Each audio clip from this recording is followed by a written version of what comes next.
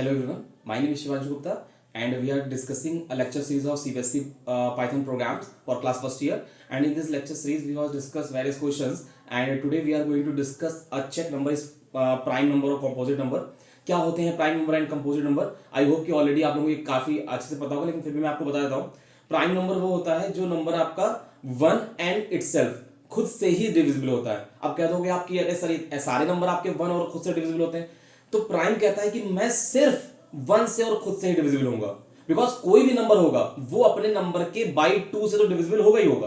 Fine, ठीक है. लेकिन प्राइम नंबर ये ऐसा है जो क्या कहता है कि आपका मैं सिर्फ और सिर्फ वन से और आपका नंबर इटसेल्फ से डिविजिबल होगा. इसीलिए ज्यादातर क्या होता है, प्राइम नंबर हमारे सारे के सारे ऑड होते हैं एक्सपेक्ट टू. टू को छोड़कर हमारा सारा प्राइम नंबर ऑड है. फाइन, तो प्राइम नंबर हमारा क्या है कि वो नंबर के फैक्टर्स जो हम निकालेंगे उसमें हमें काउंट करना पड़ेगा कि किसी नंबर के कितने फैक्टर आए. ठीक है. और इस बार क्या होगा, जैसे परफेक्ट नंबर में क्या था, फैक्टर्स तो हम निकाल रहे थे, लाइक 6 था परफेक्ट नंबर हमारा, तो उसमें फैक्टर 1 से लेके 5 तक निकाला, मतलब 6 से कम तक फैक्टर लेके चल रहे थे. 6 परफेक्ट नंबर था, उसमें फैक्टर 1 + 2 + 3 किया था, उसके फैक्टर्स का सम 6 के इक्वल था, तो नंबर परफेक्ट था. तो वहां पर 6 इंक्लूडेड नहीं था.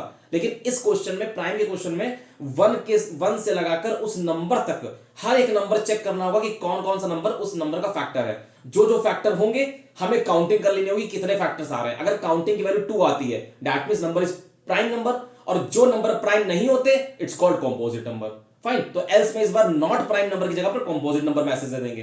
तो कैसे करनी क्वेश्चन, तो इसके लॉजिक ये है कि आपने फॉर एग्जांपल एक नंबर ले लिया, तो आपको करना क्या है कि जो भी आप n की वैल्यू ले रहे हो, आप एक i लो और i को आप 1 से शुरू करो. और कहां तक जाएगा i आपका? i जो है लेस देन n चलना चाहिए. दैट मींस अगर 1 से शुरू किया तो 1, फिर 2, फिर 3, फिर 4, क्योंकि n की वैल्यू यहां 5 है, तो लेस देन n का मतलब 5 तक जाएगा. Sorry, less than equal to n चलना चाहिए, तो लेस देन इक्वल टू में 5 तक जाएगा. अब आपने जो भी n की वैल्यू ली है, अब आप क्या करो, उस n की वैल्यू का मॉड i से करो. दैट मींस यहां कंडीशन लगेगी क्या, n का मॉड i अगर ये इक्वल टू 0 होता है. देखिए, अगर n का मॉड i से 0 होता है दैट मींस i की ये वैल्यूज हैं. अगर i की किसी भी वैल्यू से n जो है क्या है, मॉड 0 का मतलब रिमाइंडर 0 आता है, तो उस टाइम पे काउंटिंग कर लो. लाइक यहां पर क्या है, यहां पर आपका 5 का मॉड 1 से करा, हाँ रिमाइंडर 0 आएगा, तो एक वैल्यू हमारी 0, मतलब ये इसका फैक्टर हो गया.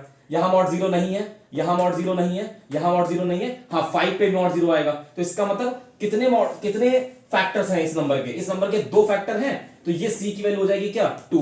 अब कैसे यहां पर काउंटिंग करेंगे उसके लिए मैं बताता हूं. तो यहां c की वैल्यू 2 आ गई, तो हमने कहा अगर c इक्वल 2 आता है दैट मींस क्या होगा, नंबर प्राइम होगा, और नहीं तो एल्स में क्या होगा, नंबर आपका कंपोजिट होगा. ठीक है. तो किस तरीके से इस लॉजिक को हम इंप्लीमेंट करेंगे पाइथन के अंदर, इसको हम देखने जा रहे हैं. देखिए, तो हमें क्या करना है, सबसे पहले नंबर एंटर करना होगा. अगर किसी नंबर को चेक करना है नंबर प्राइम है कि कंपोजिट है, so we want number. Okay, so हमने क्या किया, n is equal to with the help of int, then input command से हमने क्या किया, input enter number, this is our message, enter number. यहां राइटिंग थोड़ा सा हो सकता है, आप देख लेना बेटा, मैनेज कर लेना. ओके, ठीक है. तो ये आपने ब्रैकेट लगाया, तो n equal to int input enter number, ये आपने n में नंबर एंटर कर लिया. अब क्या होगा, अब हमें i इज इक्वल टू 1 लेना होगा, क्योंकि उस नंबर के फैक्टर्स भी हमें करने हैं, है ना. और साथ में क्या कि एक काउंटर c इक्वल टू 0 ले लिया. ये c की वैल्यू इनिशियल में 0 है, और जब जब हमारा i क्या होगा, फैक्टर आएगा, मतलब जब जब उस नंबर के फैक्टर्स आएंगे तब तब हम c की वैल्यू बढ़ा देंगे. अब जब लास्ट में निकल कर आएंगे तो हमने कहा c तुम्हारे पास कितना बचा है, तो वो खुद ही कहेगा कि मैं 2 बार बढ़ा था. कब, जब i की वैल्यू 1 थी और जब i की वैल्यू n थी, तब मैं बढ़ा था. तो इसका मतलब अगर c की वैल्यू 2 आती है, मतलब तुम 2 ही बार बढ़े इस नंबर के लिए ना, तो इसका मतलब तुम प्राइम नंबर हो. ठीक है. तो इसलिए कैसे करेंगे, ठीक है. तो n की वैल्यू एंटर कर ली, i में 1 ले लिया, c में 0 ले लिया. क्या कह रहे हैं, आप क्या करो, आप while लूप लगा लो. ठीक है, while से करिए, लूप लगाया. हमने कहा जब तक i जो है लेस देन क्या रहे, less than equal to number है, लूप चलाते रहो. ठीक है. देखिए, i की वैल्यू 1 है इनिशियल में, n की वैल्यू क्या है, n की वैल्यू 5, 7 कुछ भी हो सकती है, तो 1 से लगाकर 7 मतलब उस नंबर तक हर एक वैल्यू लूप से आएगी i में. ठीक है, लूप के अंदर आ गए. हमने कहा इफ अगर क्या होता है, अगर जो n हमारा है उसका मॉड i से इक्वल टू 0 होता है. आपको मैंने बताया था ये डिविजिबिलिटी की कंडीशन होती है कि जब n mod i equal to 0 का मतलब है कि i is a factor of n. इसका मतलब क्या है कि n i जो है वो n को पूरी तरीके से डिवाइड कर पा रहा है, तभी तो रिमाइंडर 0 आएगा. और ये चीज क्या कहलाती है, फैक्टर. ठीक है, कि when there is statement like n mod i equal to 0 that means i is a factor of n. So in this situation जो आपका परफेक्ट नंबर था उसमें क्या किया था, इस i की वैल्यू को ऐड कर लिया था, तब हमें सम करके परफेक्ट नंबर निकालना था।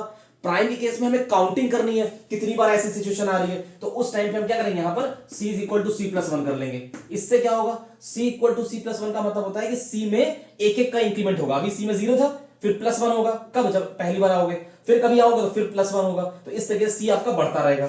ठीक है, ये इफ की बात कॉल लगा लीजिए। अब जब आप लूप से बाहर आते हो, अच्छा क्योंकि लूप को आगे बढ़ाना है आपका यहां पर, तो यहां पर क्योंकि आई आप यूज करो ना, तो आगे बढ़ाने के लिए लूप को यहां पर, ये आप यहां पर क्या करोगे, i is equal to I plus one भी करोगे।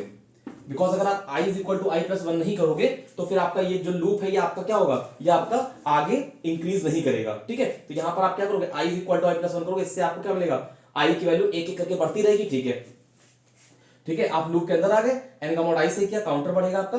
ठीक है, और i equal to I plus one किया, इससे क्या होगा, i आपका बढ़ेगा। ठीक है, और पहले n का मॉड 1 से होगा, फिर n का मॉड क्या होगा आपका 2 से होगा, फिर n का मॉड 3 से होगा, ऐसे i की वैल्यू बढ़ती जाएगी और n का मॉड उस नंबर तक की हर एक वैल्यू से होगा। फिर जब लूप से बाहर आएंगे, हमने कहा इफ अगर क्या होता है, लूप से बाहर आने पर अगर काउंटर की वैल्यू 2 मिलती है, मतलब c की वैल्यू अगर 2 मिलती है, तो आपने क्या किया, इफ के अंदर प्रिंट मैसेज दिया और इसमें क्या लिखा, नंबर इज प्राइम।